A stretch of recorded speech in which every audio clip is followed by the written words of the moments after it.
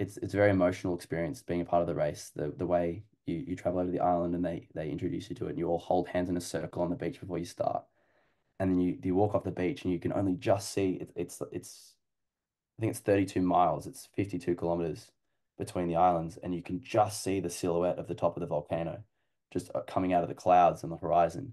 And you go, oh my God, I've got to paddle there. Like using just my arms, you've just flown over across, and it's taken like half an hour, 45 minutes in a plane. How am I supposed to paddle there? And yeah, I was lucky enough to actually win the first time, and that gave me confidence that okay, this year I know I can do it, and I can train a lot harder and train with the attitude of like I really want to defend my title.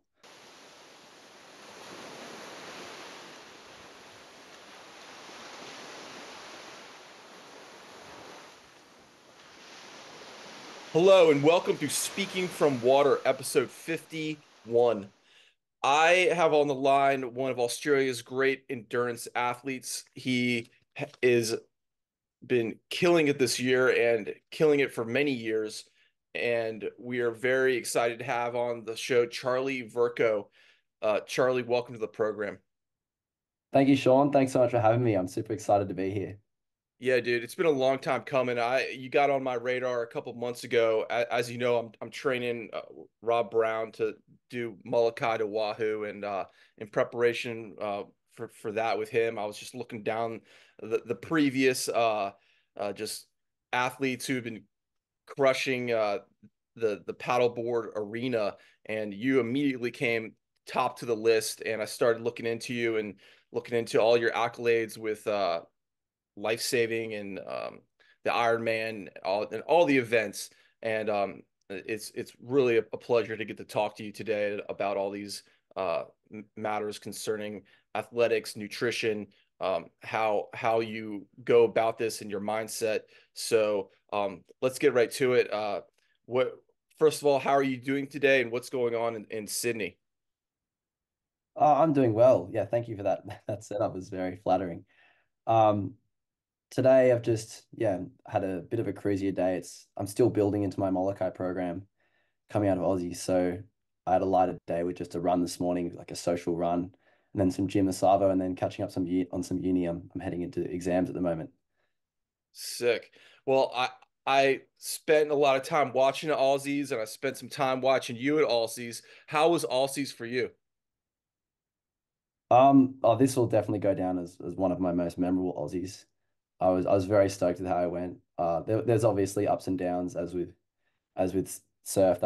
It's unpredictable, and that's why we love doing it. But I was stoked to come away with a third in the iron. That was very unexpected, and in all my other races, I gave myself every chance to do the best I could. There was not many notes afterwards, which is always a good way to feel after racing.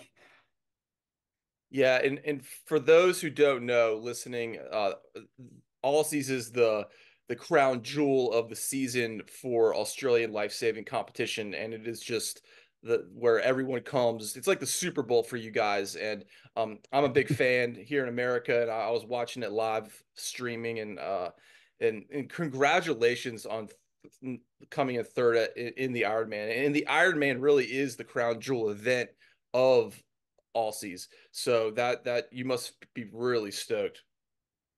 Yeah, definitely. Yeah, Aussies is the end of the season for us over here. So we spend like 10 or 11 months, some of us training to try and peak at this time of year. And in my opinion, like along with the Taplin, which is like a relay version almost of the Iron is the most sought after event to place well in. So I was very, very happy with how I went.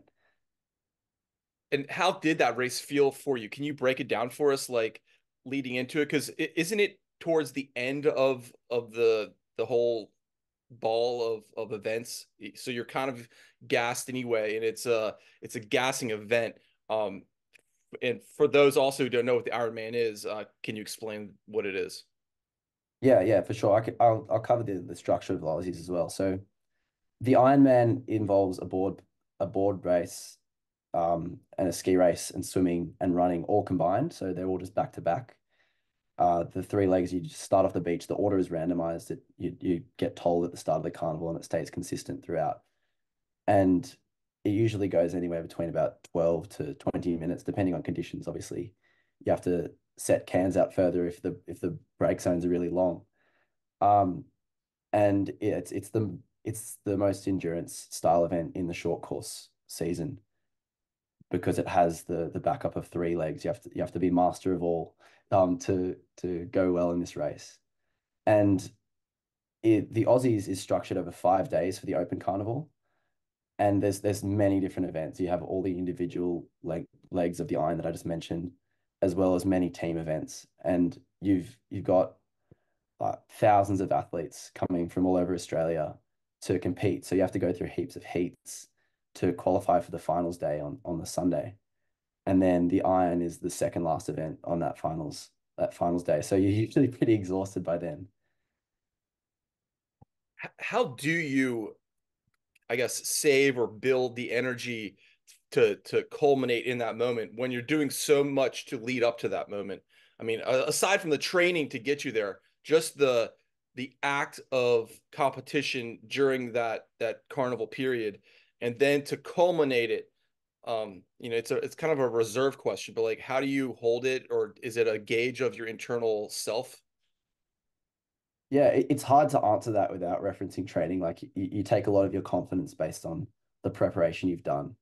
Yeah, like confidence in your fitness and your speed and in your ability to take on that load.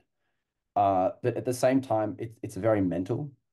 Like people have very different ways of preparing for races. And for me, to get myself in the headspace to race, it usually revolves around having a good taper and keeping my nutrition right and sleeping well. But at the same time, it's not getting too overwhelmed and too focused on the racing that's coming up, because if you're burning energy thinking about everything that could go right or could go wrong in your racing, that's not really benefiting you until you're actually in the race. So with 5 days of racing, you really have to take it a race at a time. And the other tricky part about with surf is you can't really save yourself because you're always under threat. It doesn't matter where you are in the race, you can always come through on a wave from behind or have people come through from behind you on a wave. So I guess to kind of manage that, you have to really stay focused on your race plan in front of you, not think about, oh, I've got to not go too hard in this race because I've got another two races tomorrow I've got to qualify through. I always just try and visualize my race and have a plan and try and stick to that. And then later take confidence in the fact that I'm fit enough to keep backing up all the way through the week.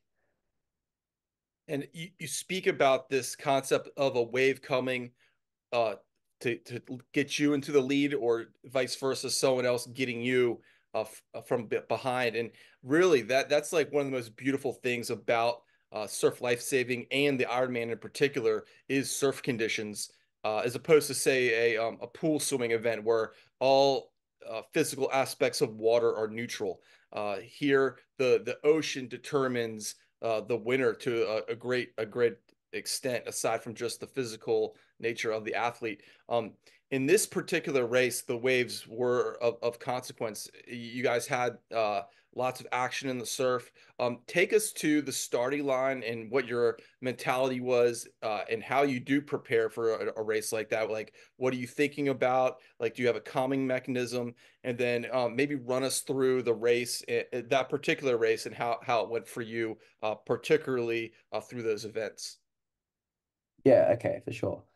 So on the finals day, I had three races. I'd qualified for all of the races I wanted to on that day, which was the board race, which was first for me in the morning, then the iron, and then the taplin, which is that six-person relay with two ski paddlers, two board paddlers, and two swimmers.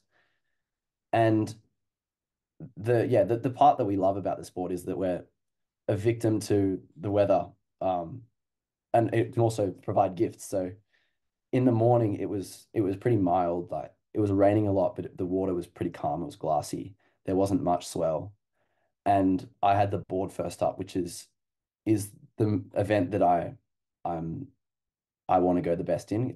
It's my strong point. Uh, so in order to get myself focused for that, when it's a little bit more mild, you feel less exposed to the waves and to that randomness. So I was very focused in the tent waiting before the race on keeping myself motivated, keeping myself focused, running through my race plan. But I also had a list in front of me of all the reasons that I wanted to go well, and just basically things that would motivate me to just psych me up to get that adrenaline that you need to perform at your best on a race day. And I did that board race, and I basically nailed my race plan. I gave myself every chance. And on the way in through the break, it just wasn't in the right spot, and didn't quite get the result I wanted. I came away with a sixth, which is still my best ever result at Aussies. So I can't be too unhappy. But I was still disappointed after that because I really wanted to win that race. And I thought I gave myself the best chance. But it kind of switched up my attitude towards the iron. I'd looked at the forecast for the conditions that day, and I knew that there was a big front coming through, so it was going to get windy. And I was praying before the board race that it was going to happen, and because it was going to come on shore, and I knew if I could get to that last can first, which I did, and come around, I could work the runners and have a good advantage.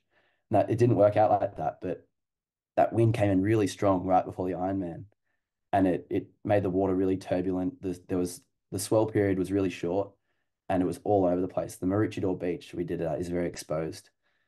Um, so it became a different day. If you watch I'm sure you're watching the live stream. It looked like a completely different day, even though it was only an hour apart. And because I didn't have any pressure on myself in the iron, I was stoked to make that final. The field at the moment is so competitive. There's like 40 or 50 guys that were angry that they weren't in that final. So just being there was pretty special. And my attitude was more to enjoy just being there and be aware that because we are in surf, anything can happen. So just take what happens. And it was funny. We were held on the start line for like 4 or 5 minutes, which when you're pumped up for a race, like this is a whole year of training in the making. This is the main event, and you just want to go. You're holding your ski, trying to keep it straight in the waves. And when you sat there for 6 minutes, it kind of takes a toll on you. There was even a big side wash that came through, and so it hit all the skis like dominoes. And we're professional athletes meant to be controlling our skis, and we're getting washed around like little kids. And it just, yeah, that almost relaxed me more just because it felt fun and silly. And when the gun went off, I was next to my teammate, Jackson Borg, and then the other person from my surf club, Charlie Brooks, was on the very other end of the line. And Jackson and I had a really good start, and Charlie also had a really good start. And we got to the first can, first, second, third, just from different parts of the line. So just as good a start as you could hope for in that race. And I followed that race around. Like you train really hard. You're used to pushing yourself, but you can never match how it how you race as much as you can when you're actually racing. So for my transitions, I was in a good position, but I didn't want to gas myself in the run legs of the transitions. But even though I felt like I was taking it pretty easy, I was absolutely wrecked. Just because you have so much adrenaline, you just put yourself in so much oxygen debt. And because the wave period was so short, no one ever really got that far ahead. So Jackson came in on the first wave, and I was kind of paddling on the little bump that sits behind that wave, and ran around, picked up my board, kind of went separate direction to Jackson on the way into the water, just because I had a plan of where I thought that best way to get out through the surf was. And I had a pretty good run. Jackson, unfortunately, got hit by a few more waves than me. And Joe Collins, who's one of the best Ironmen in the world, also had a really good run out on the board. So we were fighting around the cans together, and I managed to get a little wave ahead. But again, it just because that wave period was so short, the waves would catch each other. So I got off and realistically I only had like 4 or 5 meters on everyone, and it was going into the swim leg last, which is my weakest leg. And again, in iron racing, I'm never going in my head, oh my God, I'm winning. You just go, anything can happen still. You just need to focus on what's in front of you. And I kind of took confidence in my skills. I knew that I had lots of really, really good swimmers around me, and I just had to do my best to hold onto their feet and sit on their wash, let them drag me around the course. And they got away from me. Like Dan Collins, who won the race, is an incredible swimmer, just had a look in his eye of determination and just dropped the whole field, got his own wave, and was so stoked for him to win it. I reckon he was the people's favorite. There was no one that more people would have been happier for. And I probably dropped back to around fifth or sixth, but I was just confident in my body surfing ability, and I got a good wave. And body surfed at the beach, got up and ran through in the third, and couldn't believe it. I was stoked. How did that feel? It it never feels the way you think it's going to feel. You can't experience all the time and effort and just like pain you've put into training and to working towards a goal. You can't experience that all at once. But when you cross the line, all of your mates are there and they're coming up and congratulating you. And you just are so happy and you just sit there going, thank you, I'm so happy. And then it really, really settles in over time, going that no one can take that away from me. That if that's the best iron result of my career, I'm happy because there's a lot of amazing Ironmen that have yeah never been able to achieve that just because surf sports is challenging and you don't always have to be the fastest on the day to win. There's a skill component and there's a randomness component, and that's again exactly why we all do it and we love it. Awesome story, and again, congratulations. Like, so it kind of takes my mind. You've been at this now a long time. I mean, you're only um your low 20s, right? How old are you? Turned 23 last week. Yeah, dude. So like you're super young, but you've been in the game a good clip, and looking at your stats, like you've been winning for a long time. Um, take us, I guess, to your first Ironman, that competitive race Ironman, and how did that feel? And like I guess contrast that with how much has changed for you, with like knowledge, emotions, feeling. Yeah, I can't exactly remember my first Ironman, which obviously means it wasn't that special. And it's funny that you say that I've been having good results for a long time because I always think back as I was pretty awful at surf club when I started. Like in Australia, you start nippers usually under sixes, and it's basically run as a surf skills and awareness, like uh, learning community, and a lot of people that live around the coast do it, and it becomes very social as well. Like that's where a lot of my close friends from when I was younger that are still my mates now. That's how I met them, and I was a scrawny kid, and whilst I loved the ocean when it was warm and dead flat, I was usually scared and cold most of the time when I was at Nippers. I was terrified of waves, actually. Like I hated surf, and I was constantly worried about being having to go out and surf that I wasn't comfortable with.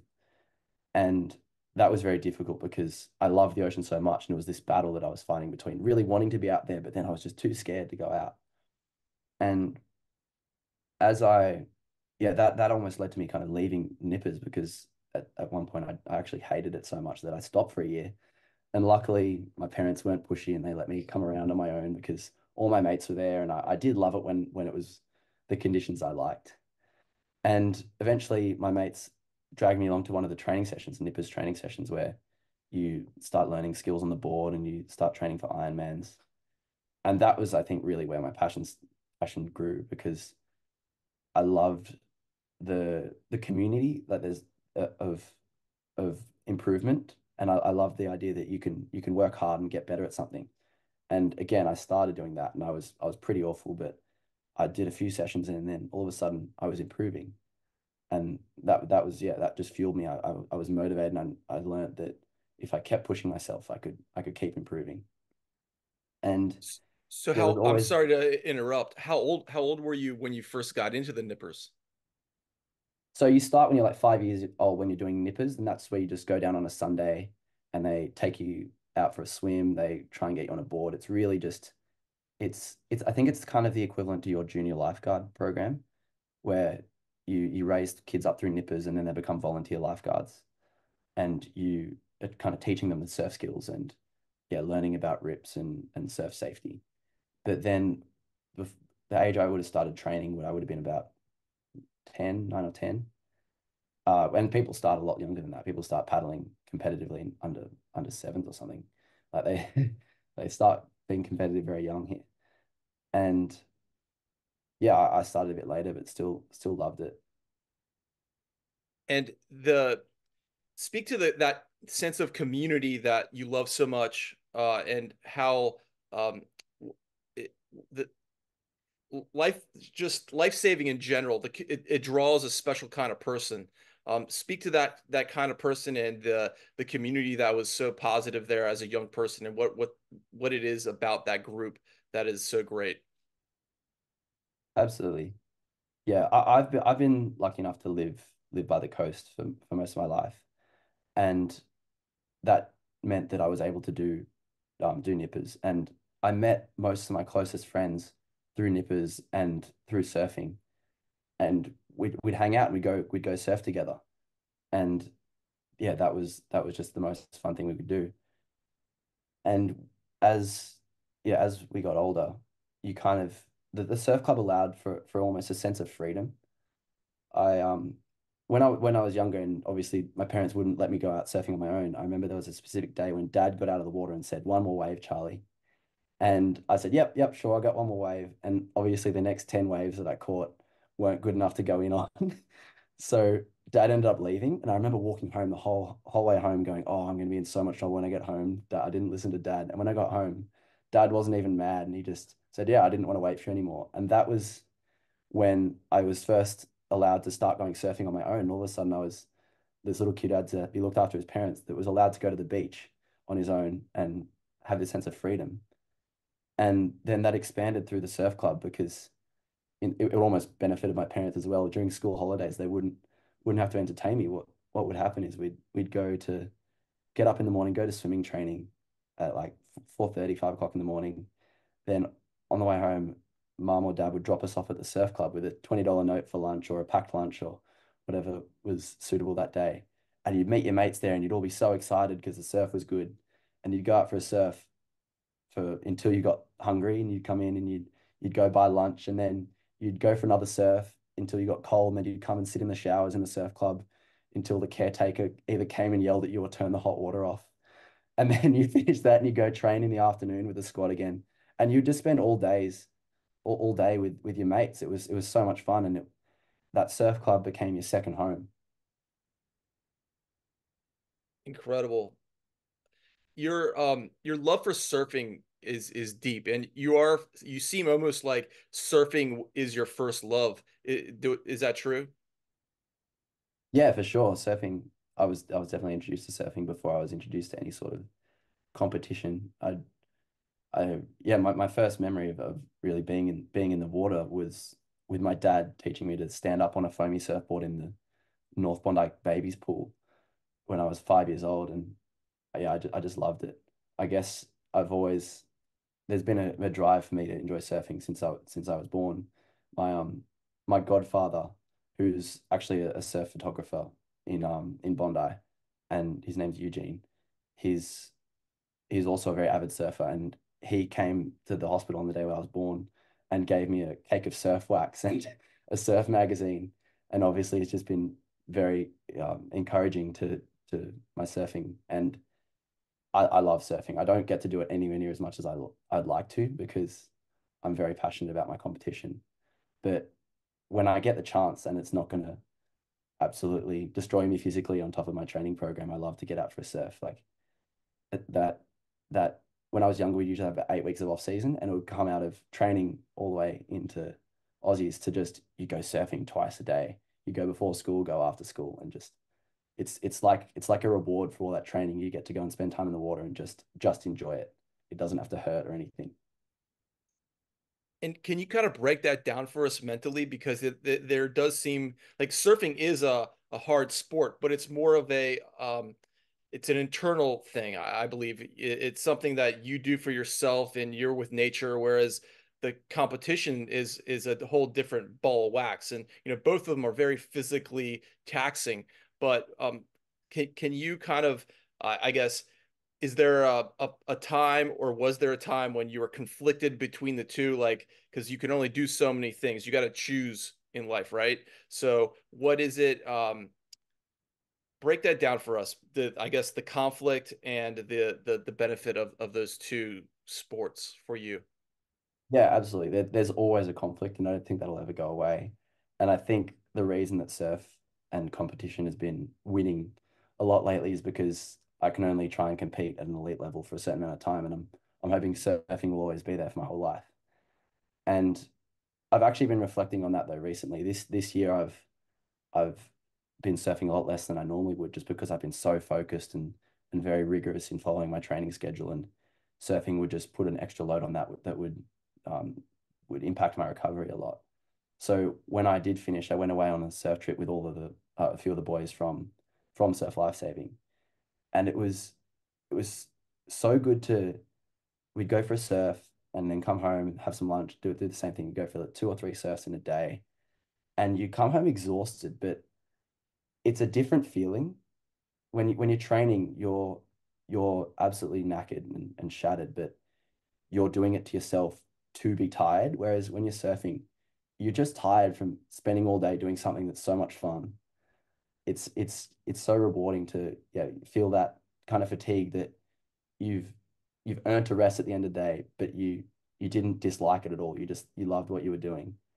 And being in the ocean when you're surfing is it again gives you that freedom, but when you don't always have to have a goal when you're surfing. You can just enjoy being there.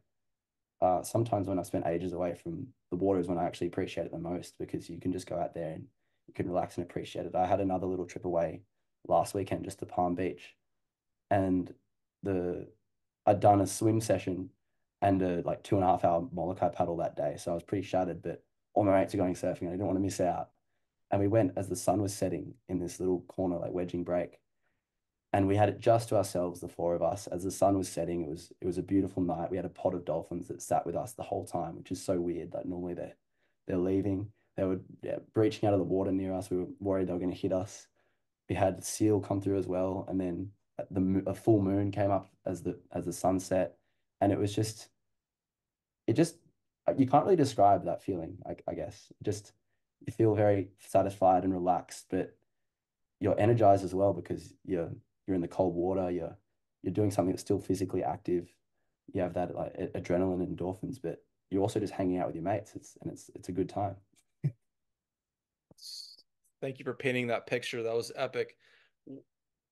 When you're dreaming of your perfect surf scenario or maybe a surf scenario gone by, can you give us that setup? Like, what do you look to? What kind of wave are you like? Oh man, that's what's up. Well, that's the best bit out at the ocean. Like it's never the same. And I guess you get greedy because if you're surfing the same wave over and over again, you get bored of it. You love that change. So if I'm really energetic and like ready to get my body beat up a bit, I'd love to try and surf a slabbing barrel. But then if I just want to go out and relax and do nice turns, I'd love a softer, gentler wave with just long rides. And obviously you always want it a little bit empty, but you never want to be on your own because I know it's a bit more boring and you you love when you go get a good wave, you want your mates to see it and you want to go talk about it when you're at the back again. Um, so I guess it changes. I one of my favorite places in the world is Seal Rocks. It's about 4 hours north of Sydney here, and it does kind of give you that opportunity to just of that variety of different waves. There's so many different beaches in a short space, and it's not as populated as Sydney, so it's less busy, obviously. And you get that option to, depending on how you feel, go and find the waves that you want to surf. And Australia is so beautiful in that regard. You guys have so your beach isn't just straight. You have nooks and crannies and headlands. Um, can you for people who are from the United States listening in, kind of describe the nuance of I guess your local beaches, but just Australia in general and how the the the coast is so beautiful. It's hard to describe the nuance because I've only known Australian beaches. I'm assuming what you mean is in images I've seen of most American beaches, they're very long, stretching, and open and very straight. However, especially in Sydney, the coastline's mostly cliffs and headlands, especially around Bondi. So what that means is that the beaches are very set back within a cliff. So surf wraps around into it around those cliffs, or it can bounce off it and create all different varieties of waves. And it also makes it really interesting to just explore as well at the same time. The paddle I did last Friday, the 2.5 hour one, I'm currently living in Coleroy over the other side of the bridge on the northern beaches. And I had the benefit of just being able to walk out the front and get on my board and just start paddling.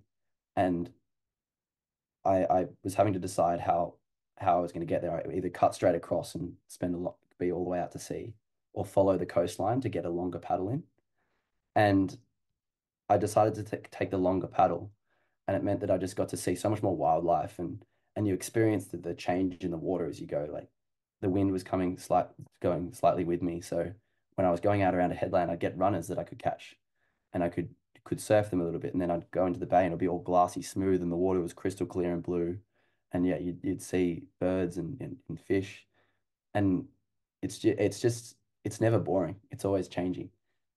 There's that that uniqueness of every beach is what allows you to find different surf and different conditions everywhere you go.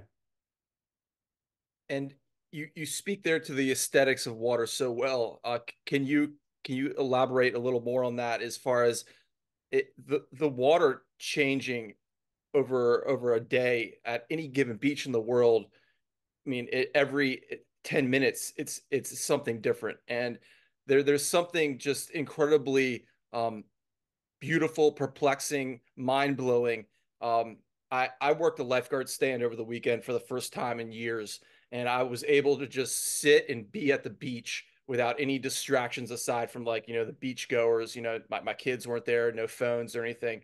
And it brought back just like the fact that here the ocean has changed in this 8 hour period from like glass to windy to stormy. And it's the most beautifully amazing thing. And someone like yourself who spends so much time in the water training, uh, or being leisurely, like, speak to the nature of changing water in an environment, um, that brings you to a different place and the aesthetics of it. Yeah, yeah, absolutely. Yeah, it's so hard to put into words. I think it does revolve around that fact that because it's always changing, it's hard to ever be bored of it. You can never go to the beach and expect the same thing twice. And I think like water is always able to accentuate the beauty around it. So like if you're sitting low to the water at the right angle, it's reflective, right? So if you see a sunset, it bounces all the colors off the water, and it it basically doubles the view of the sunset. Whereas if you're sitting above it, you can look into it and see what's going on under the water. You can see the fish on a nice day. It can be like blue and almost green. And then if it's not nice, it can be on a gray day. It's very angry looking, and it can almost dictate how you feel. If it's a beautiful day, it can make you feel happy. If it's not as nice a day, it can be scarier. And I think one of the best parts about it is that it takes it's something else kind of helping you dictate how you feel. So yeah, again, it's hard to put into words. I can come to training on a day and be in an awful mood, and then all of a sudden the surf will be awesome, and it might not even be a beautiful day, but if there's good waves and it's going to challenge me, or it's I'm gonna have to work really hard to navigate the surf. That's exciting. It can bring me out of my mood. If I get there and I can be having a good day and it's cold and miserable and it's dry and your skin is stinging and you just go, I hate this. Why do I do this? It humbles you. It keeps you on your toes.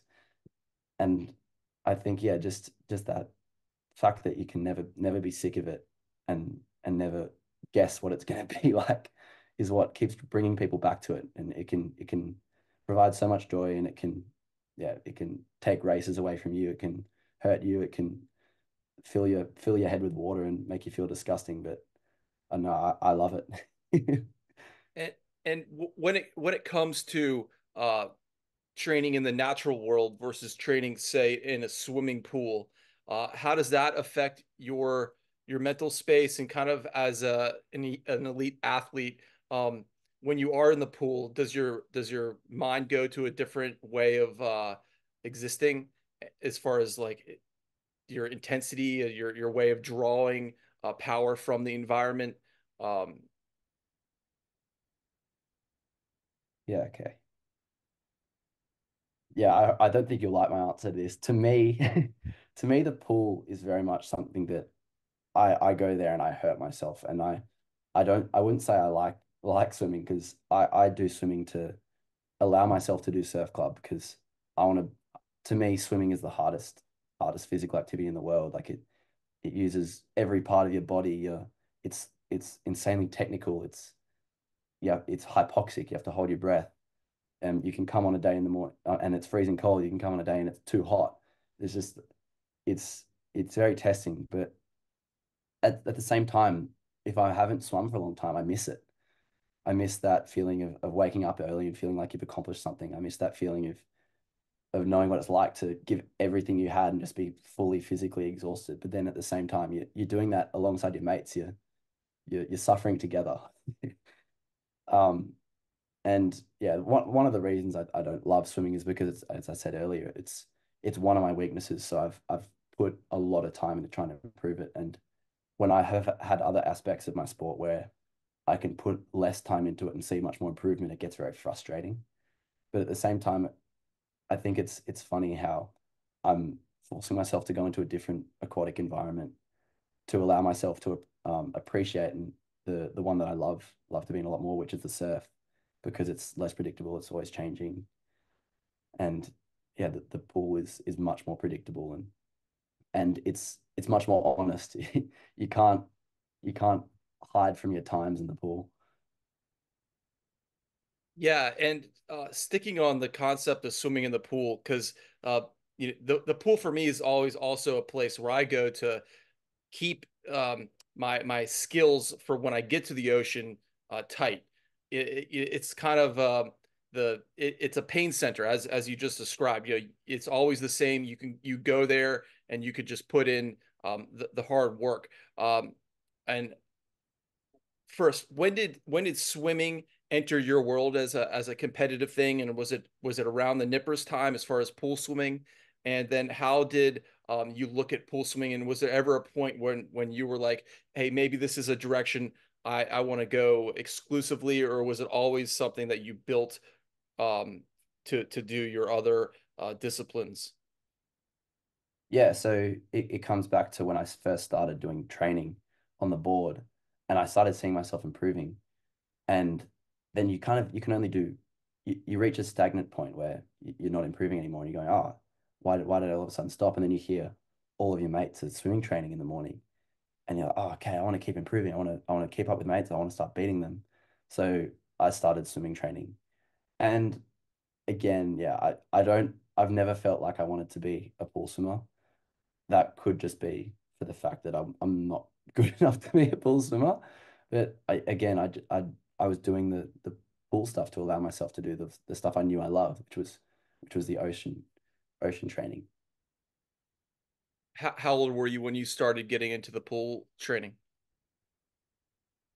Or you do swimming lessons in Australia, so it's I guess just you're more focused on progressing out of those swimming lessons into a more of a squad. So I would say I started swimming squad when I was maybe 12 years old. And you would do do you have a swim team there? Like in America, there's a summer league, and all the kids do who do swimming do like the summer league, and it's not as very intense, but there's still racing. Were you doing racing in the pool then, or just pool training? No, the only swimming racing I've done would be at my school swimming carnivals or at the compulsory club champs carnivals for the pool that you were training with. And I've never really gone into that pool area just because I haven't wanted to and I've known where you're sitting usually when you're in training sessions and I didn't love competing in the pool like I loved competing in the ocean. So I never had that motivation to go, I want to see how fast I can go in the pool. I'd rather go surfing. It was the Yeah, answer to that. gotcha. So I guess when is this the when did you like start stepping it up, I guess? Like you have two particular coaches that were world champions themselves. I have them in my note, their names in my notes. Maybe you could help me out. Um, who are your like famous coaches? Jimmy and Sorry. Scotty were the coaches I had for the longest. Yes. Jimmy and Scotty Thompson. Okay. Yes. Exactly. How did they I guess tick you up into a higher level, and what tell me about your experience when you started getting into like the highest of caliber of people around you, and how that kicked you into another gear. Yeah, yeah, for sure. Oh, Jimmy and Scotty are both excellent coaches. I wouldn't have achieved anything I have in the sport without them. Jimmy was an Olympic finalist in the K4. So he was an incredible kayaker and that translates very well to ski paddling. But funnily enough, he was actually my first board coach in Nippers. He was the head coach when I first came down to training because he had children that were around my age. And he was an excellent, yeah, he was an excellent coach in my Nipper when I was a Nipper. As I outlined before, like, my biggest issue with the training was my fear of waves. I remember I'd be at school and be distracted from the schoolwork because I'd seen on the forecast that it was going to be 3 foot. Yeah, I'm not talking big waves. Like I was scared if it got 3 or 4 foot, and I'd be checking the surf cam, going, oh, like the training's gonna be terrifying tonight if it's too big, and it would take all my focus. But Jimmy was really good at being patient and not pushing me too hard. And he was understanding, and I think that was very helpful in my journey to obviously overcoming that fear because it took me a long time. Um, so yeah, when people in my teams were like yelling at me, going, Charlie, why, like, you got to race, you're in our team. Jimmy would be very understanding because he knew that if he pushed me too hard, it could drive me out of the sport. And so I'm very grateful that he was that patient with me. And yeah, he also helped fuel my passion for the sport. He's the one who taught me through hard training that I can improve, which is what gave me motivation throughout most of my competitive career. I think I won my first board race when I was 13, and it was at Manly Beach. It was like a grey day, and I wasn't that good a paddler. I definitely wasn't the best in the race. So much so that my dad was actually watching, which I always make fun of him for. Like, he wasn't watching my first ever board win. He was off watching my 6-year-old brother do the flags, which is where you get up and turn around on the sand and dive for a piece of hose that's been cut in pieces. And I had a good start. I was against paddlers that were definitely better than me, but I had a good rode through the waves and was first out the back and managed to come around and hold on for the win. And that just gave me that awareness of and that confidence that I've trained and I've improved to actually even make this final. And then once you're in the final, anything can happen. You can win it, and that's very motivating. And as you go into seniors, when you turn 14, you go from a really short nipper board that you paddle on your stomach to a longer one that's about 10'6" that you paddle on your knees. And we had a different coach for that, which was Scotty. This is all at North Bondi Surf Club, um, which is This where is I Scott Thompson. yeah, Scott Thompson. And Jimmy Walker was your previous coach. Now, before we get to Scott, there's something I want to pin down, because like this is again so fascinating that you were so scared of the ocean, but then you overcame it. Um, like, was it just a cumulative amount of time spent around the ocean that you built over that fear, or was there a moment when you had a mental clarity of like how better to operate in the ocean? And because you know, again, like you said, Jimmy could have gone the opposite direction, be like, get out there, you got to get in the ocean, and that would have might have had the opposite effect on you, and you might have gone, more anxiety, more fearful of the sea, because like, there's a lot of kids out there who could probably relate to this factor who are young. um what do you think Yeah, for did it? sure. I guess other strategy would end up, yeah, making if Jimmy had decided to try and be more scary than the ocean. But then I think what would have happened is I would all of a sudden just associated the beach in general and training in general to being scared. So it would have driven me away. I think he knew because I so badly wanted to be out there. It wasn't me not wanting to train, it was me just being so scared that he knew that I would be able to push myself at my own rate. And that was one of the reasons it was so hard for me when I was that age, is because it took me so long to see improvement. But I did just keep pushing myself. Like there was always people supporting me. Lizzie Wellborn, who's came second in the Moloka'i paddle 3 times and also incredible Ironman and has been on the professional series since she was 16. Her family is very close with my family, and her dad used to try and bribe me to go out the back and surf on days that I'd just be outright refusing it. And yeah, again, we're not talking what big waves, we're talking just overhead high. And there was one day when I went out, he'd actually convinced me. It was a really nice day and it was just a little bit out of my comfort zone. He goes, Charlie, I'll give you $20 if you can make it out the back. And I found a lull in the wave, sprinted out the back. And then once I got out there, a big set came through and that just like scared me to so much that I was too scared to come in. So I sat out the back without a wetsuit, like it's like skinny little kid, too scared to come in, and I was freezing cold, and no one on the beach knew that I was upset and scared out there. And eventually, one of my mom's friends swam out and realized that I was not able to come in, and she helped me in. And it was just things like that. I'd be like, I got out there, and it still didn't. It wasn't a cathartic moment. I was still terrified out there, and it just came from little things like that, like pushing myself over time. That when I was about 15, all of a sudden, just dissipated very quickly, and it allowed me to get confidence to know that if I'm racing now in really big swell, I can trust my surf skills. And some of my best results have come from racing and surf that scared the hell out of me. But I've learned that difference between rational fear and irrational fear, and how to use nerves to get me to perform better as opposed to get me to shut down and just run away from challenges. So such great advice.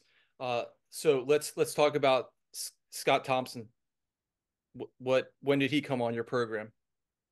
Yeah, so when I was 14, you start training with Scotty on the longer boards. And Scotty and Jimmy have very, very different coaching styles. Jimmy was also the ski coach, which you start paddling when you turn 15 or 16. So I the way he coached when you were in Nipper was very different to when he coached when you were closer to an adult. And Jimmy's coaching style was very much when you rocked up to the session, he was going to get the most out of you, whether you liked it or not. And Scotty was different in the sense that if you wanted to rock up to the session just to have fun with your friends or keep fit, he was fine with that, provided you weren't interrupting a session. But if you he would give exactly as much as the athlete wanted to give to the sport and a little bit and more. So I was already really motivated this time. I'd gotten to the point where I was probably the best board paddler in my age group at North Bondi, which was a massive improvement for me. And I was just on this roll of where I could keep seeing myself improving. And he saw how motivated I was and just would put so much time and effort into to support me and keep me motivated. And as I became closer with him, he would always be available. He would like almost every week sometimes we'd sit down and have a meeting about what was working in our training program, what I could improve, what my weaknesses were, and how I could fix those. And he was just really good at I reckon through Scotty, I really learned how to communicate with my coach and get the most out of a coach. When you're younger, like you rock up to training and you just do what the coach says. Whereas with Scotty, I learned how to basically take his knowledge and and and seek his knowledge and then take what I've learned in all the time I've training and find a program that's gonna be the best for me. And yeah, Scotty has coached me through. I got my wild card into the series under Scotty. I've won. Like one of my proudest achievements was winning the first ever Taplin for North Bondi. And he was my coach then, and Jimmy again on the ski.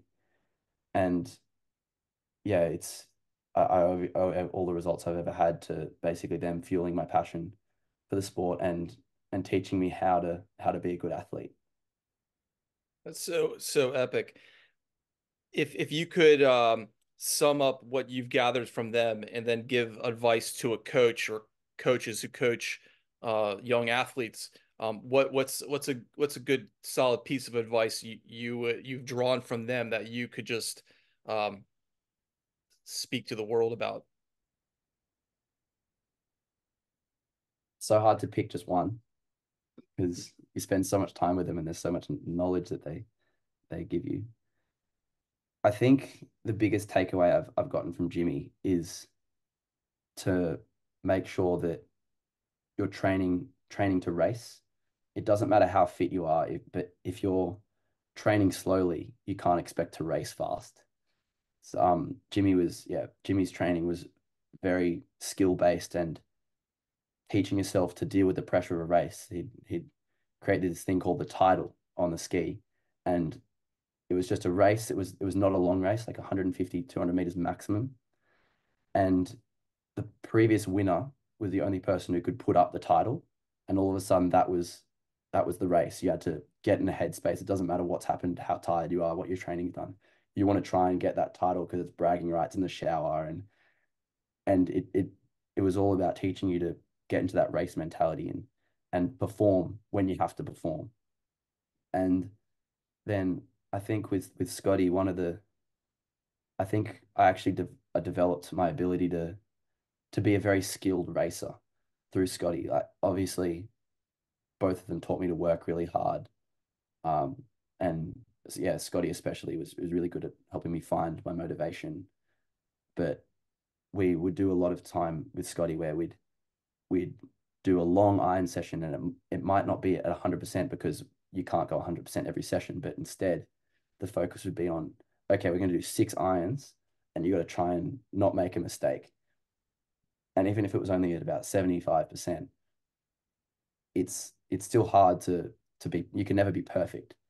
But what it did is it just gave you that time and reinforced your skills, because navigating surf is hard. It's not like something you can practice and then apply the same thing every time. The surf's always changing.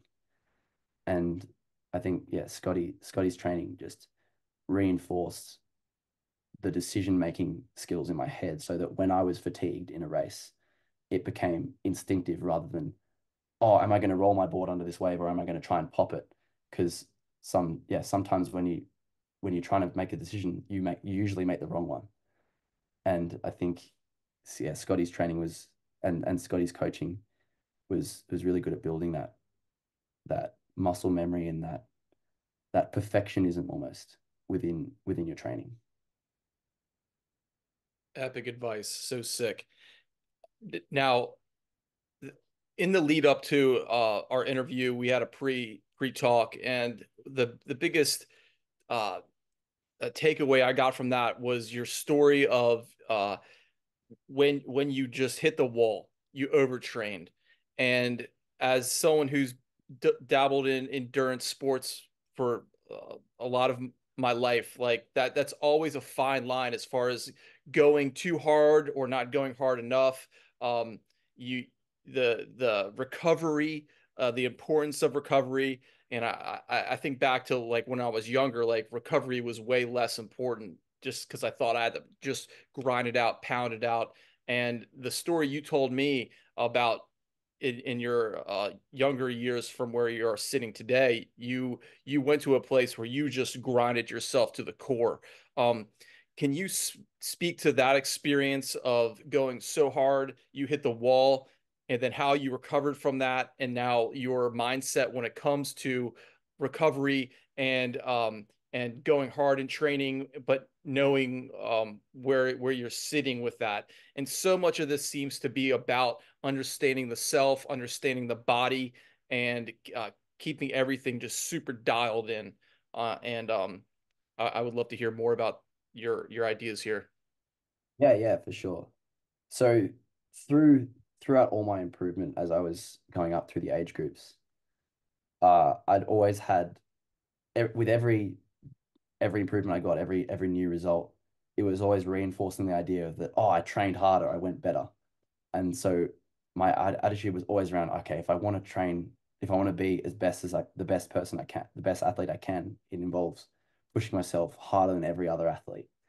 And yeah, like continuing along with like my journey of improvement, my first ever state medal was in the under 17s board. And my friend Hamish and I were the only people from North Bondi to qualify for that board final in that age group. And we were at either end of the start line. And we're very different people, like builds. I was still very skinny and small, and my mate was like 6 foot, 6'4" and 100 kilos. And I think there's a video of it somewhere, but there was a bank on the start, and the gun goes off, and we start running in, and everyone's sprinting across this bank, and Hamish and I at the exact same time just fall flat on our face in a pothole, and the whole field keeps running. And I was lucky that I was on the inside and managed to. I was very fired up and angry because I was like, I've made this final. I wanted to go well, and I've just stopped it before the races even started, really. And I managed to paddle back into it around the inside, and I got third. And again, I was just going, wow, like I've I've not only gotten the best result I've ever had, but I gave everyone else a 15-meter head start and was able to do that. I need to keep training harder and I'll keep going better. And as yeah, I've kept improving over the years. And it is true. You can't expect improvement without working hard. But during the COVID lockdowns in New South Wales, um, I ended up going up to Queensland and training with Burleigh Surf Club under Michael King. And during that time, I'd given myself a goal. It was a different program that I'm used to, so that obviously takes a toll on the body as well. But I'd also given myself a goal. I was sick of being bad at swimming, so I wanted to do 70 swim sessions in 10 weeks on top of the iron program that I was doing. And there was a week lockdown in Queensland, so that ended up becoming 8 sessions a week in the pool on top of a full iron program. So trying to train for running, gym, board, all at the same, and irons all at the same time, and ski. So I had this piece of paper where I'd just drawn out the calendar, and every day I'd drawn out the calendar of swim sessions. I'd cross out a swim session every time I did it. And I started getting a little bit sick during that time. And I just had this goal so strongly in my mind that I was going, I just can't afford to miss these sessions. I want to get these 70 sessions. So I'd go and I'd just push through being sick. And it just kind of built. And I got through those 70 swim sessions. I came to the trials, was probably swimming the best I have been ever.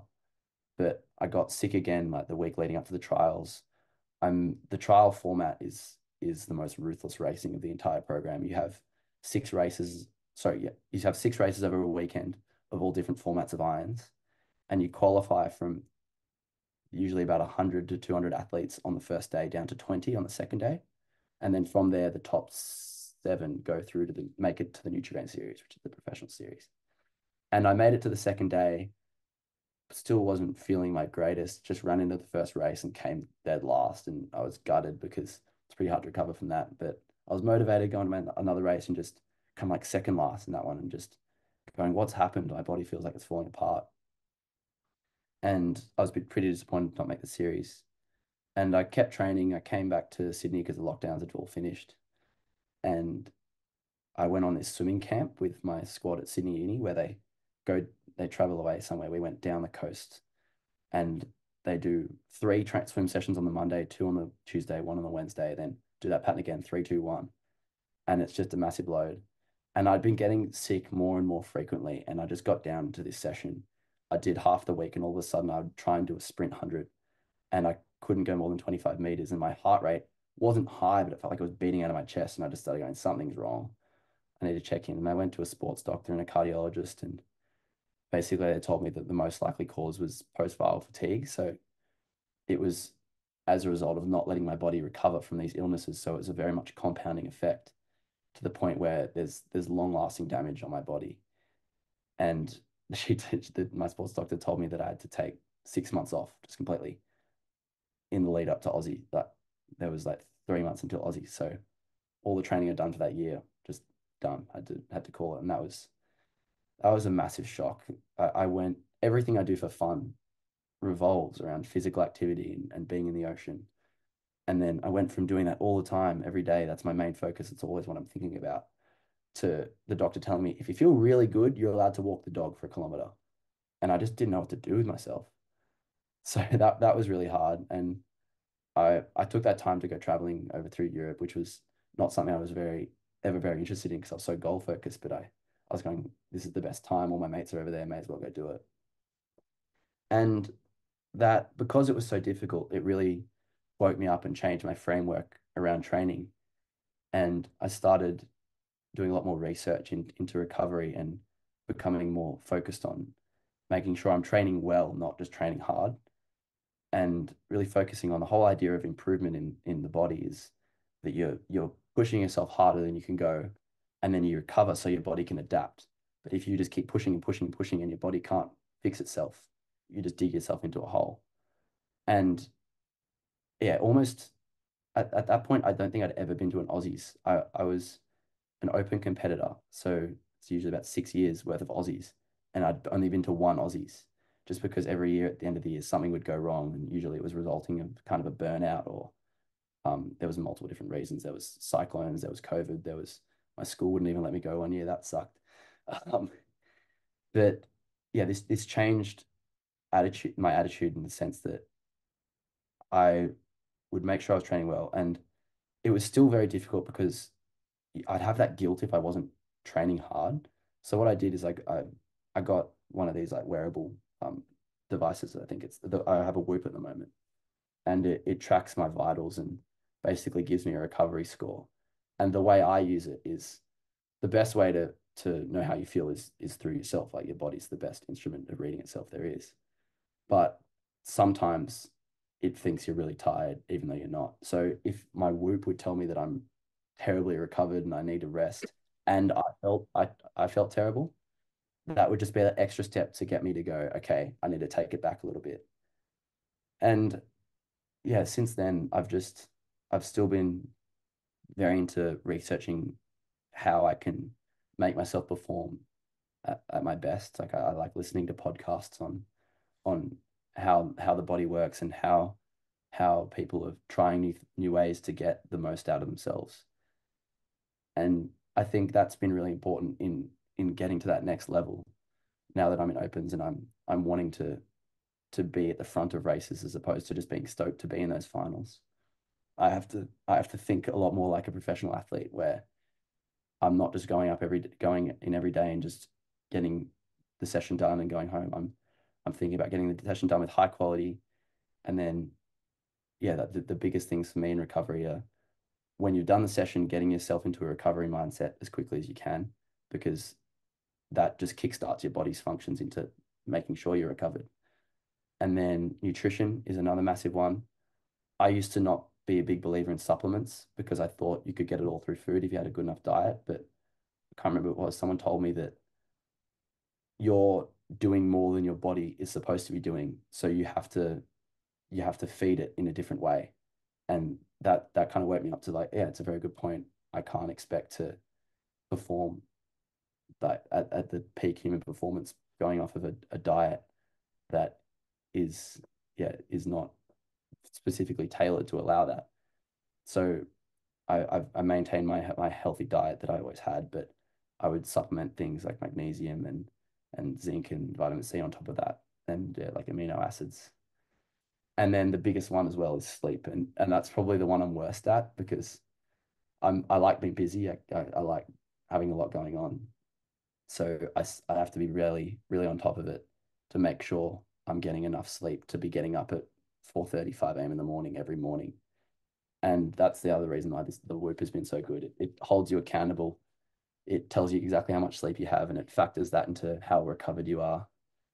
And I think I owe a lot of my improvement to that next level since that break I had to take because of my change in attitude towards recovery.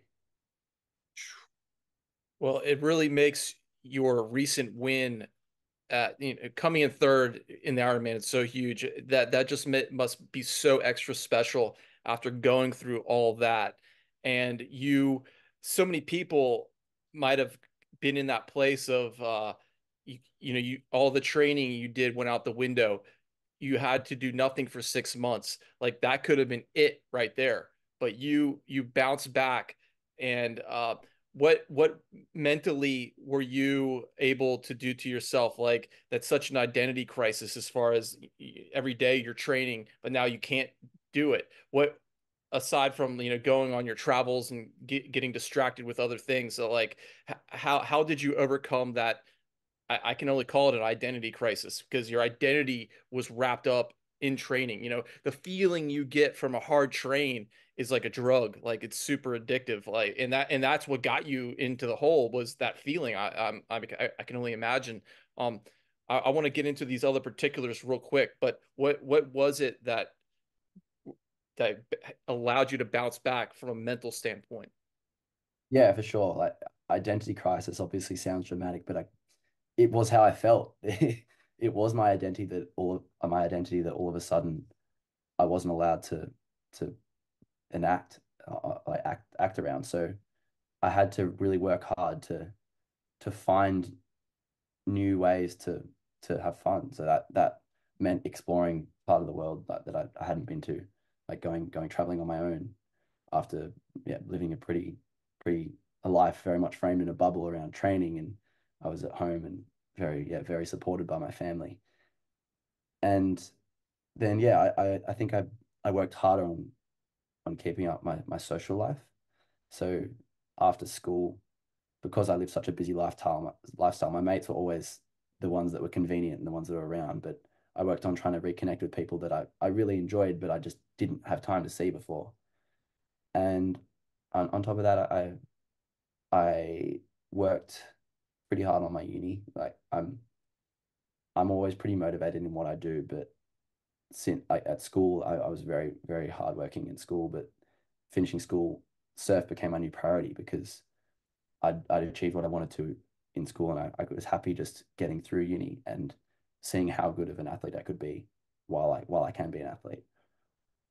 And I don't think I did the best job possible at at managing my my feeling of loss of identity, but I think it was important in making me appreciate why I like living my lifestyle the way I do, is because I do feel a bit empty when I can't access that. And obviously it's a gift to be able to spend every day in the ocean, and yeah, to be able to push your body as hard as you can push it, because sometimes your body can't take it and you need to treat it well and be careful.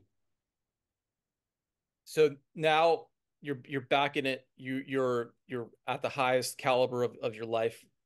What are these new biomarkers that, aside from the feeling of yourself, is that you're looking at? When I talk about biomarkers, I'm thinking like, if you're putting out a high level of exertion, but maybe your heart rate isn't matching that, like would that be a sign that your body's fatigued? Or what are the kind of the things that you can say, or look at and be like, hey, maybe I need to turn it down today? Can you speak to that? Yeah. So you can kind of separate it into two categories, which is basically your impression of how you feel. So your body's is very good at telling you when you need recovery and when you're tired, but it's not perfect. And then there's the data based that you can't feel. So like your heart rate and your heart rate variability and your respiratory rate, and like all the data that I get from my Whoop is that plus blood oxygen and skin temperature. And the way that the data points usually work is there's a lot of intricate details, but more often than not, if your resting heart rate that it measures while you're sleeping has a dramatic increase, it means that your body is working to recover you. It's not in that relaxed mode. I always forget the difference between like sympathetic and parasympathetic, but one of them is more dominant and is keeping your heart rate elevated. And your heart rate variability, which is when you have your heart rate at 60 beats per minute, it's not beating at exactly 1 beat a second. It changes. It will beat really quickly for a couple seconds, and then it'll get longer. And that's where your parasympathetic and your sympathetic nervous system are fighting each other to basically put yourself either in fight or flight mode or in just relax and yeah, be efficient mode. So when you're really recovered, your nervous system is very good it can go either way really easily. It can go, oh, I want to fight or flight, or I want to relax. So your heart rate variability is higher. Whereas when you're not recovered, it yeah, the heart rate variability will drop because you're more focused on your recovery. And then obviously it's it looks out for data for when you're getting sick and things like that. So if your skin temperature is elevated, it can usually mean you've got a fever coming. If your respiratory rate's increasing, you might not be getting oxygen in as efficiently. And it's yeah, I love the science behind it. I think it's cool that you can document how recovered you are on a piece of paper without actually knowing anything about what you've done or um or even the person if you just have a baseline of those measurements. But then the the other part that I've become more aware of is the markers in yourself. So the biggest one for me is immune system suppression. So if I'm getting sick more than I should be, I'm suddenly aware of like, oh, I've been long-term training too hard. I need to pull it back. Another one is mood. If I'm feeling like down in my mood or even just not fluctuating much in my mood, just it's very hard to reflect on how you feel normally when you're feeling a certain way currently. But I think I've gotten better at that because if you're not feeling normal, something's usually wrong.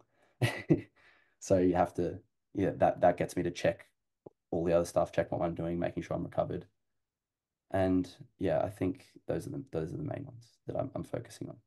Man, you explain those so well, and the heart rate variability for me too. I will make sure every night I go to bed with this thing on, just so I can wake up and I can look at the Apple app and see that chart.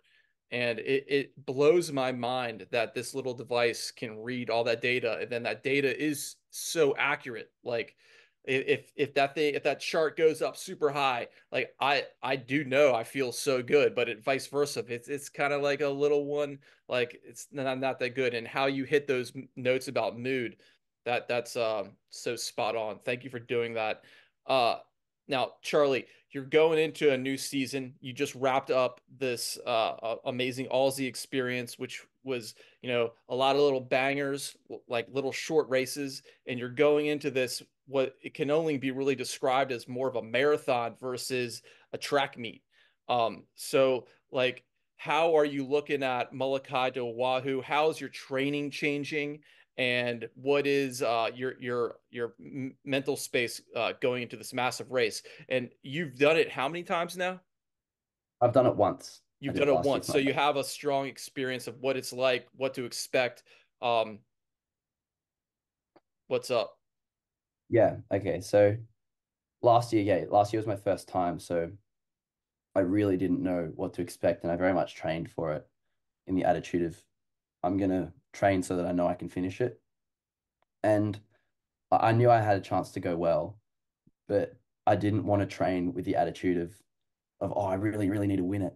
Because if I got over there and it all fell apart, I didn't want to have a really negative experience. I wanted to just give myself the goal of I'm just gonna get through it.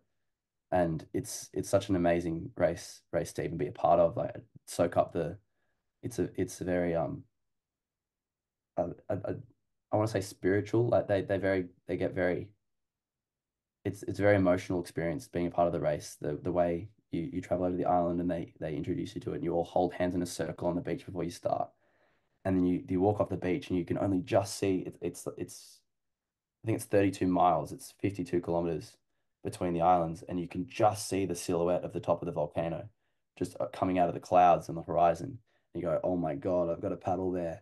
Like using just my arms, you've just flown over across, and it's taken like half an hour, 45 minutes in a plane. How am I supposed to paddle there? And yeah, I was lucky enough to actually win the first time. And that gave me confidence that okay, this year I know I can do it and I can train a lot harder and train with the attitude of like I really want to defend my title.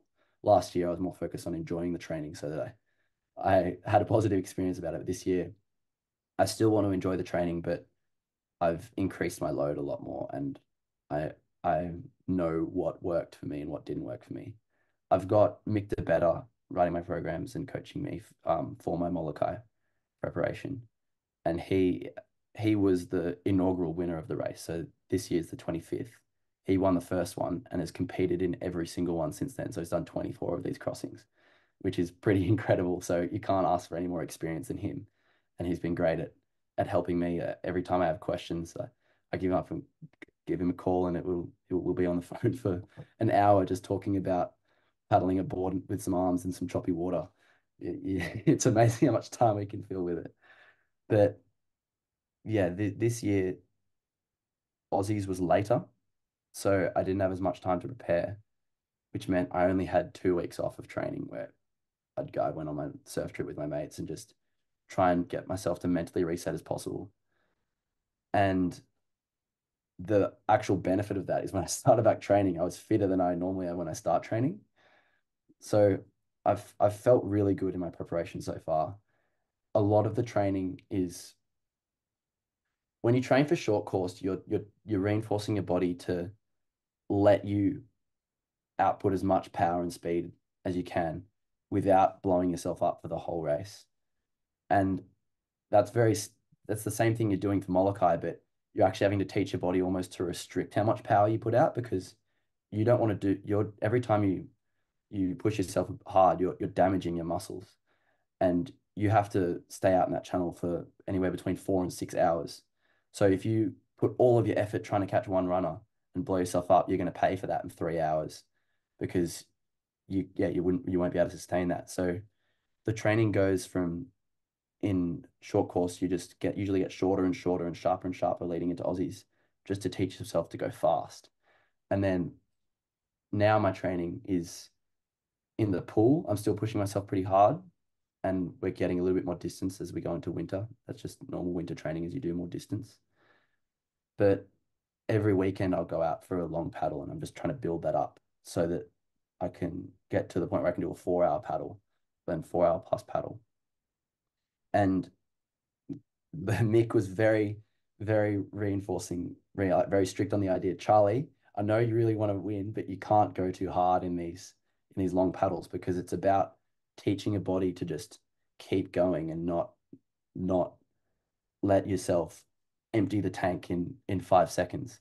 Because in the channel, they're all amazing athletes, they're all super fit, but the race is won in the last 2 hours. So it doesn't matter how fit you are. If you're racing, you're usually going to blow up at about 3 hours. And then the winner is the person that can just grit their way through for that last 2 hours. Um, yeah, the channel's such a unique race because it's it's an endurance race, but it's still so exposed to the elements. And you have a boat with you with a captain.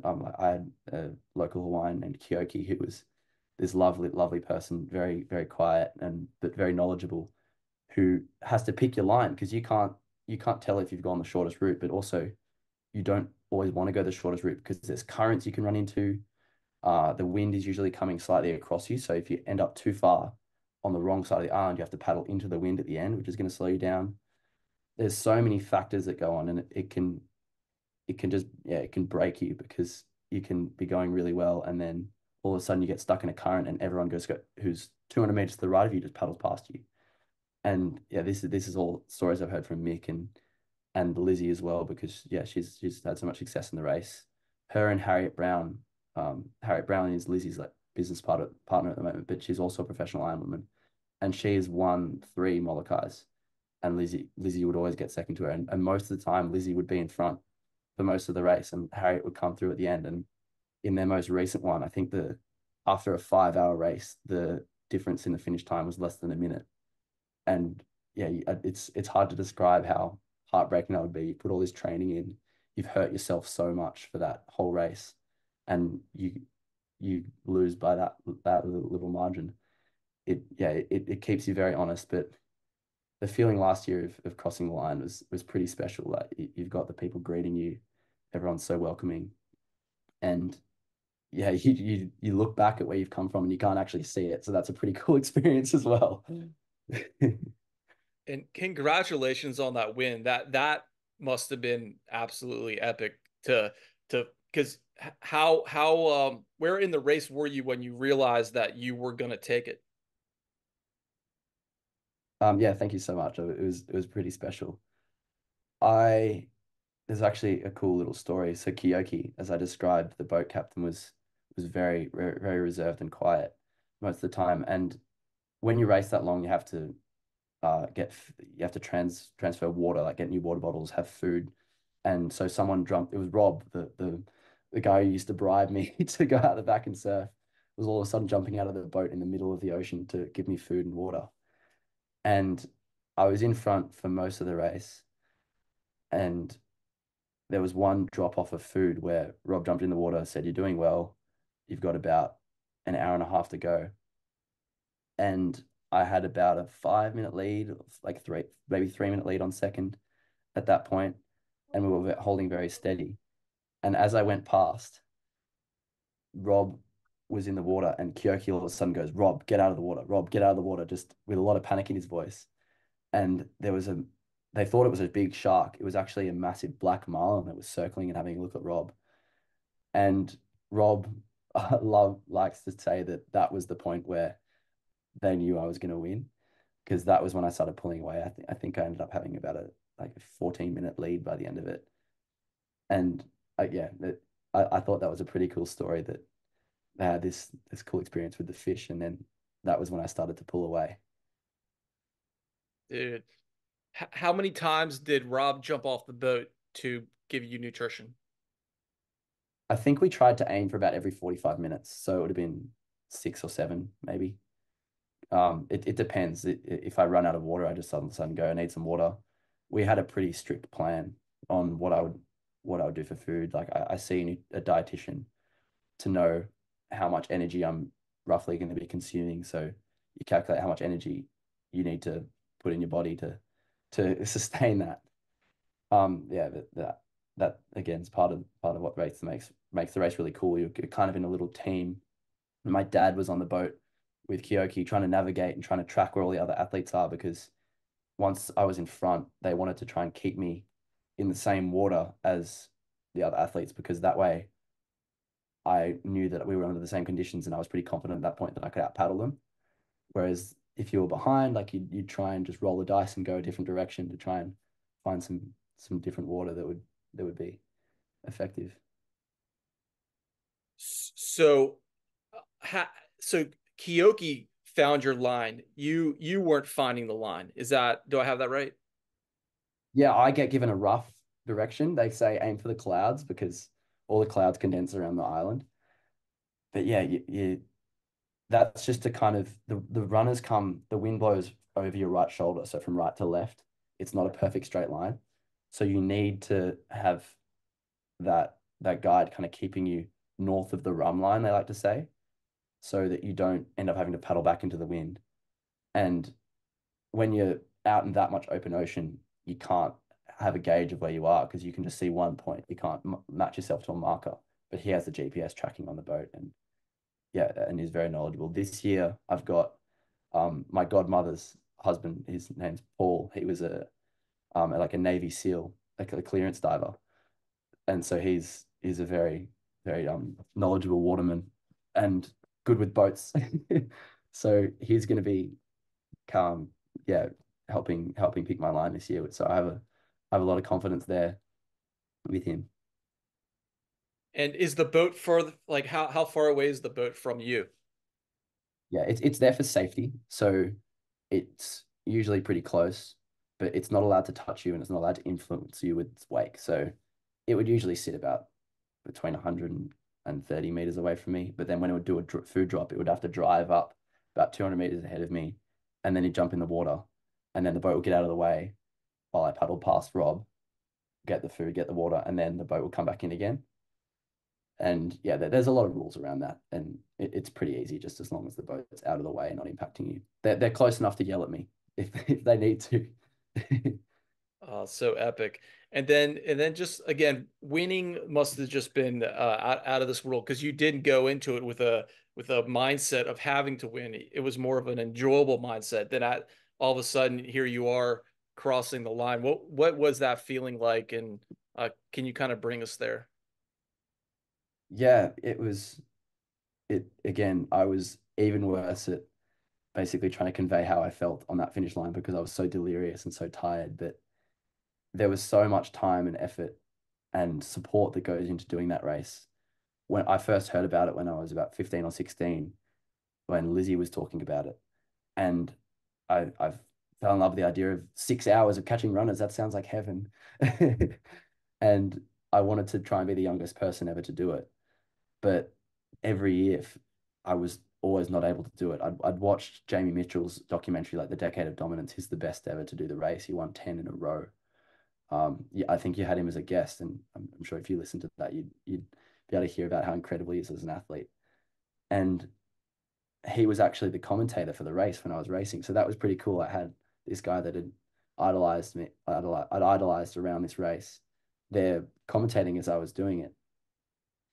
And yeah, there was this difficulty around I'd sat a lot of my final exams for school earlier. They had like these accelerated programs, and that would always happen around the time of the race. So I had this board that I bought to do the race because I wanted to be one of the youngest people ever to do it, and it sat in my shed for like 4 years, and I never even used it because I never was training for the race.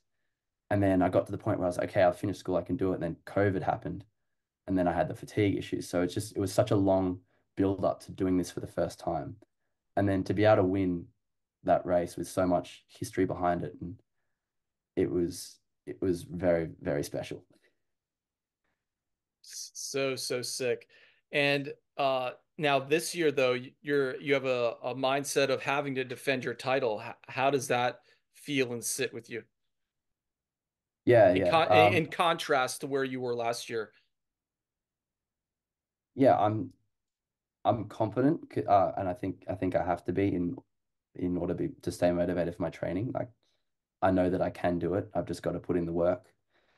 I've like the favorite last year was Stewie McLaughlin. He's one of the greatest board paddlers of all time. He's won 4 Australian titles.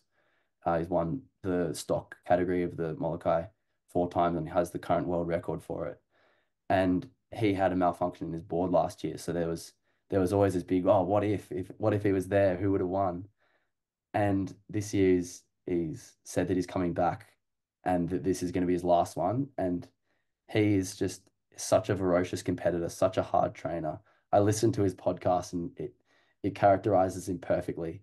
Just yeah, how he loves to get in your head, and he's also just an incredible athlete. So it's that's also very motivating. I've got this incredible athlete that I'm gonna have to I'm gonna have to try and out train and out race to in order to defend my title. So that's also very motivating. But it also is a bit scary. Yeah, I like Stewie. I think it's really cool to be able to race against him. Um, and yeah, if I just want to, my training goal is to come out on the day with whatever result, knowing that I gave everything I could to that race. And if I lose to him, there's not many people that it would be more honorable to lose to. And if I beat him, that'll be great. But I'm sure we'll still be mates on the finish line. Like it's just sport. You're still people first. Yeah, that's such the beautiful thing about competition and being a good competitor is knowing the battlefield is one thing, and then off the battlefield it's all good. Yeah, Stuart came on the program, and the man just has so much tenacity to him. You can cut it with a knife. Super impressive guy. So yeah, you're definitely gonna you got a good mindset to be ready to fight. Um, for those listening that might not know what we're talking about, this is not stand up paddleboarding with a paddle. A lot of people in the United States think of paddleboarding as supping. This is not that. This is laying down on a large board, almost surf paddling, and then going to your knees and paddling also. Never standing up, either knees or prone, as they say. And in this race, there's two divisions. There's stock and then unlimited. And let me make sure I have this right. Unlimited is the board. There's no limit to the height or the size. You know, it could be like 14 feet maybe, and then or larger, I guess. And stock is below maybe 12 feet. Yeah, I think it's either 12 Can or you 14. break that down for us for those who um need to know? Yeah, yeah, for sure. So one of the reasons that the race is so difficult, there's lots of races out there that are so much longer than Molokai, but one of the reasons it's so difficult is because when you're in runners, it's not constant paddling, it's explosive and then it's rest, and then it's explosive and then it's rest. And you're in a position that is very taxing on the body. Like the body's not designed to sit on your knees and support yourself up like that, or even when you lie down, sit with your head up. And you see some of the people that do the flat water versions of these races have little foam pads to rest their chins on because they can't support that position for that long. So yeah, when I finished the race last year, I was on a flight back home the next day and I couldn't sit in the airplane chair just because my back and my bum was so sore from trying to maintain that position. And I preferably paddle on my knees. So if I do short course racing, I'm trying to spend almost the whole race on my knees because I'm faster like that. Stewie McLaughlin is unique in that he is a purely lay down paddler. So when you transition in nippers from the short boards up to the longer boards, most people start paddling on their knees, whereas Stewie stayed on his stomach because that was how he was fastest, I think is how he described it. And the lay down paddles have had a lot of success. It allows you to have a more narrow board because you're not having to worry about being as stable. And when you have a much more consistent level of thrust. So when the runners are really small, or it's really glassy, you can just keep that momentum really well. Whereas on your knees, you get like a really explosive stroke, and then the board gets up on the plane and then sits back down again. Um, so yeah, he's nicknamed the wriggler because his lay down technique is like his wriggling on the board.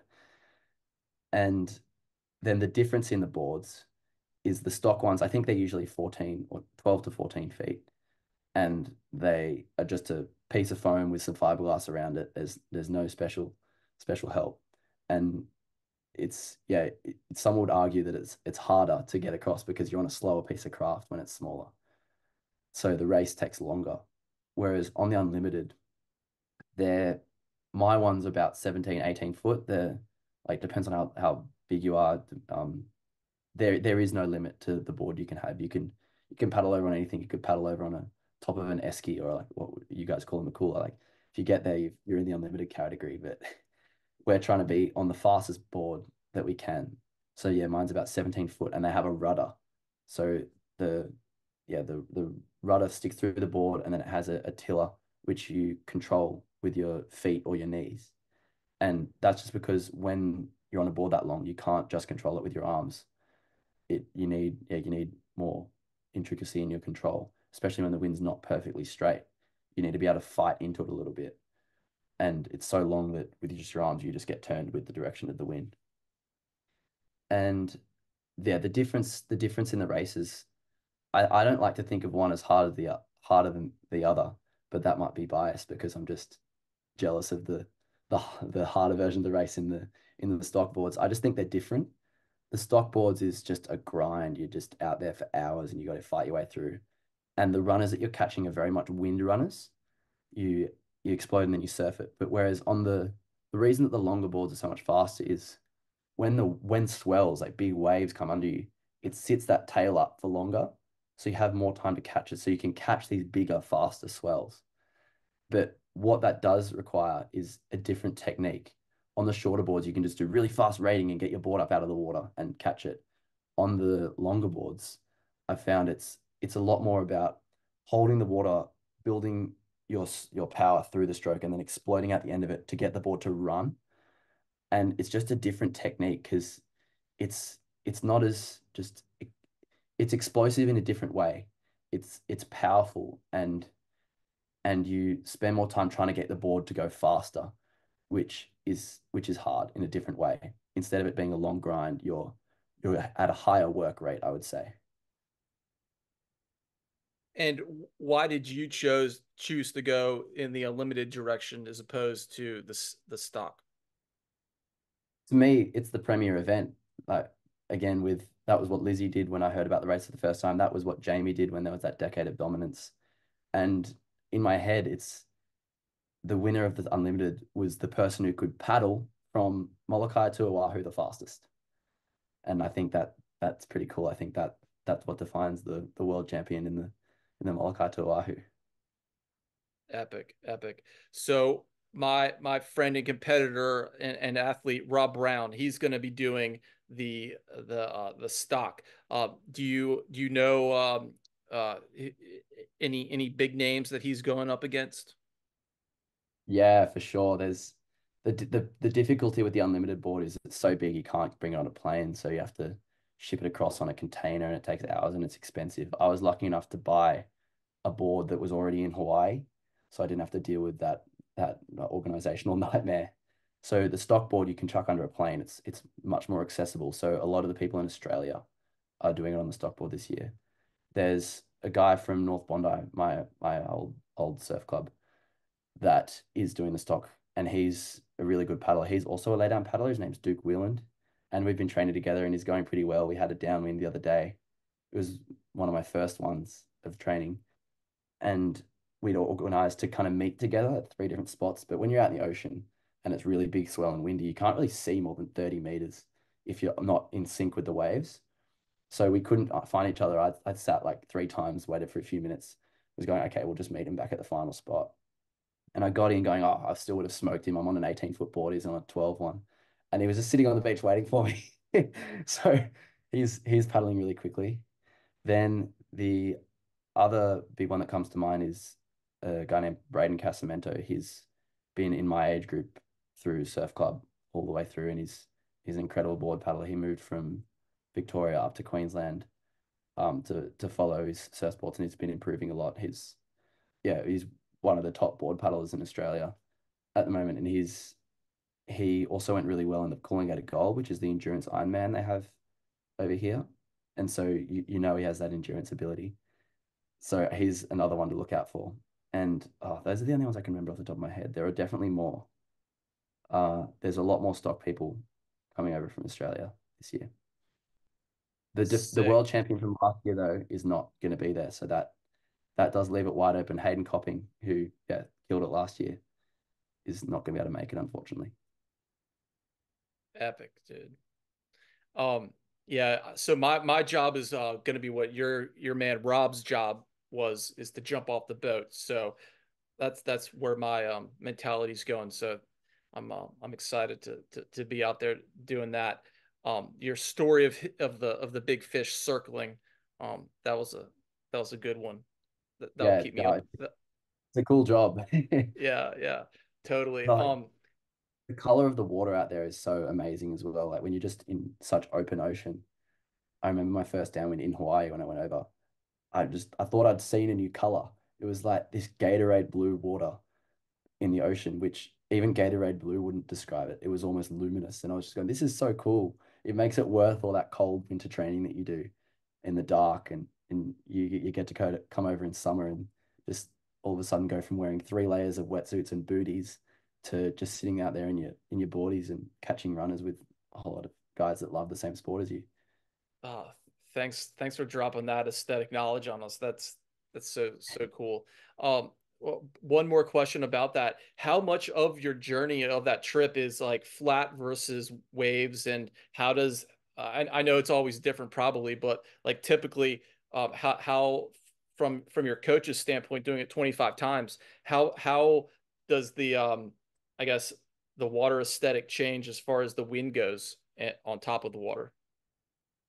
So that time of year in Hawaii, the trade wind is behind you. It's helping you.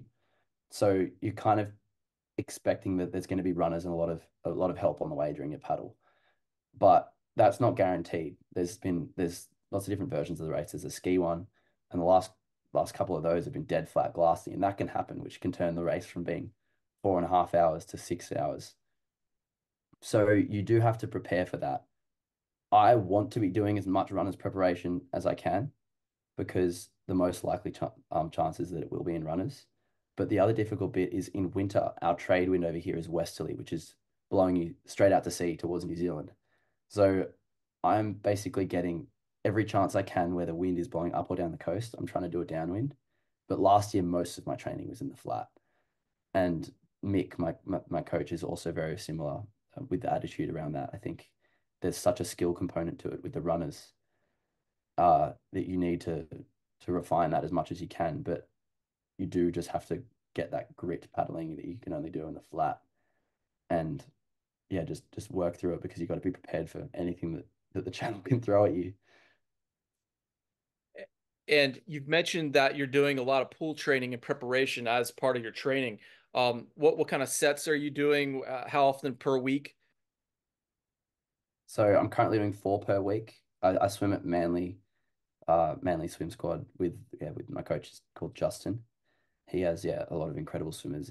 It's got a lot of the Ironmen from around the northern beaches there, as well as some really good pool swimmers. And we usually swim anywhere between an hour and a half and 2 hours, depending on the set. At the moment, they're preparing for the Olympic trials, so it's still a little bit shorter. We did have like a 7K set the other day, which was long, but most of them have been around an hour and a half, where we do 4.5, 5.5Ks. And then once we get into winter, they'll usually be pretty consistently over six, between 6 and 7. And I'm going to try and work up to doing 5 a week. Whereas last year, I was just doing enough swimming to keep ticking over. I was doing 3 sessions a week with a different squad where I was more focused on just getting the time in, just getting the session done and having that time in my arms. This year, I'm pushing myself at these swim sessions. I'm hurting. Sick, dude.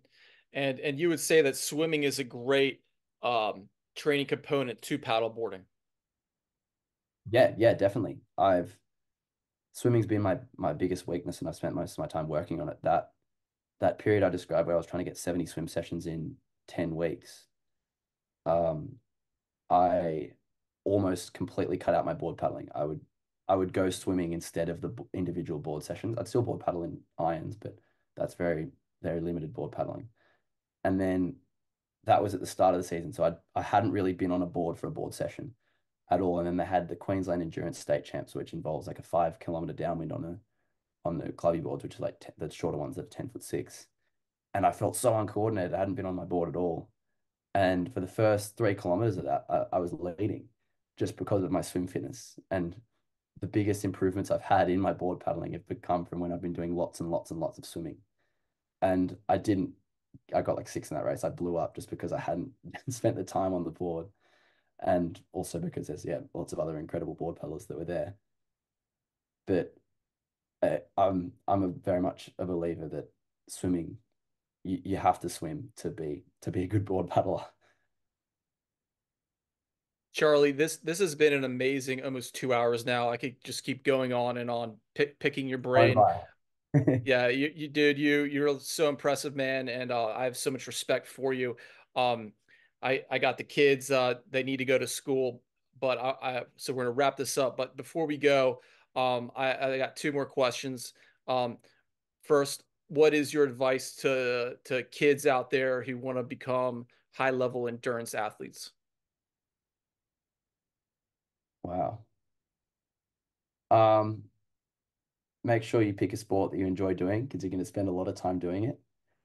And I think it's important to keep your head present when you're training because when you're doing endurance training, it's almost meditative a lot of the time. That as it gets longer, that first half an hour is usually the hardest. You just keep looking at your watch and the time's not going by and it's hurting. And then you just get into this state where you just stop looking at your watch and you just going, oh look, there's a dolphin. Like I got some really good runners just then. I feel really good. I feel like I'm flowing in my paddling or my even running, like no matter the endurance sport. And you have to stop going, oh, I just can't wait until this session's done and just start appreciating how good it feels to just have your body be able to do these amazing things. And I think the important part isn't to enjoy it, but if you're wanting to go well, you're gonna have to push yourself as well. It's gonna hurt. So make sure you like doing it. Oh man, that's such good advice. And that first 30 minutes is so true. Like if you can get over that hump, the rest is just so gold. Yeah, yeah. Last last Having people to do it with you as well, and that makes the time fly. Yeah, it's good teammates. Last question. What is the meaning of life according to Charlie Verco? Wow, okay. That's a hard last question. Meaning of life. Oh, the only thing that's popping to my head is like a really, really bad answer, but the thing that pops into my head is the from the sitcom Parks and Rec. There's a character called Ron who is very butch and reserved, and he really goes against his persona with the quote that if you don't believe in love, what's the point of living? And I feel like that's very applicable to every aspect of your life. Like if you're not loving what you're doing, why are you doing it? And yeah, you can apply that to your hobbies, to like the people you're around. Um, yeah, like uh, I love doing what I do. I love pushing myself to see how well I can perform and get the most out of myself. And that's why I do it. But then I also love just appreciating surfing, and I love the the personal knowledge I've gained about myself and the interpersonal relationships I've gained through surf club. Like I know people, I've got mates all around Australia just from being able to race in all these different places, all around the world now that I've been doing Moloka'i in Hawaii. And I just think that's really cool. So if you're not loving what you're doing, what's the point of doing it? Well said. So good. Uh, Charlie, before we go, also, do you have any sponsors you'd like to shout out? Anyone else you'd like to give props to? Oh yeah, sure. Like there's so many people I'd like to thank. I've yeah, I've had amazing support through North Bondi Surf Club as I was growing up. I've had my coaches Jimmy and Scotty, and then had swim coach. I've had so many swim coaches like Mark, Rob. Yeah, there's too many to list there.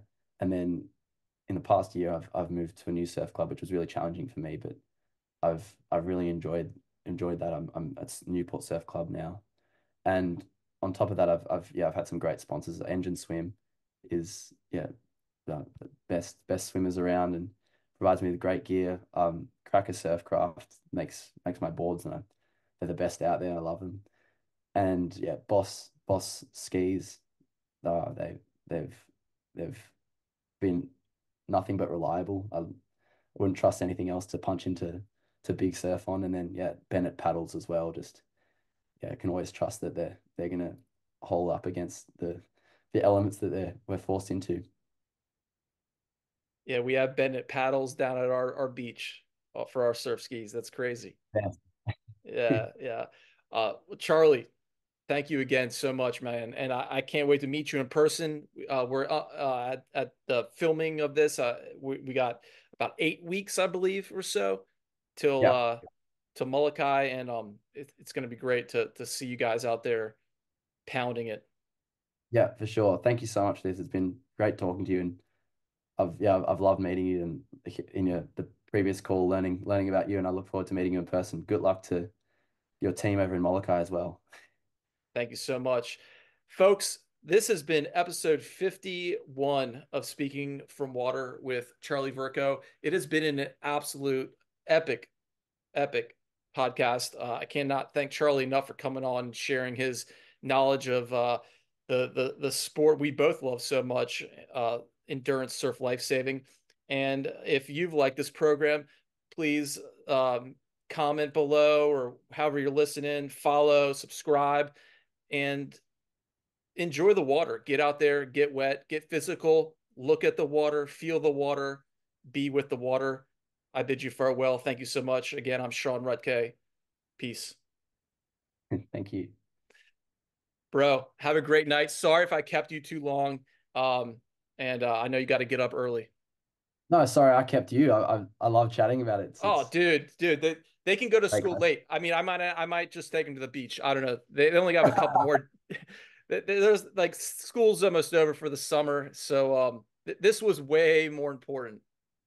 Oh, I'm so glad. Thank you so much. Yeah, dog. And yeah, again, looking forward to meeting you. It's been really cool. Yeah, Look forward to and meeting you as well. yeah, dude. And good luck with your training. It looks like you're freaking dialed in. Yeah, very, very fired up.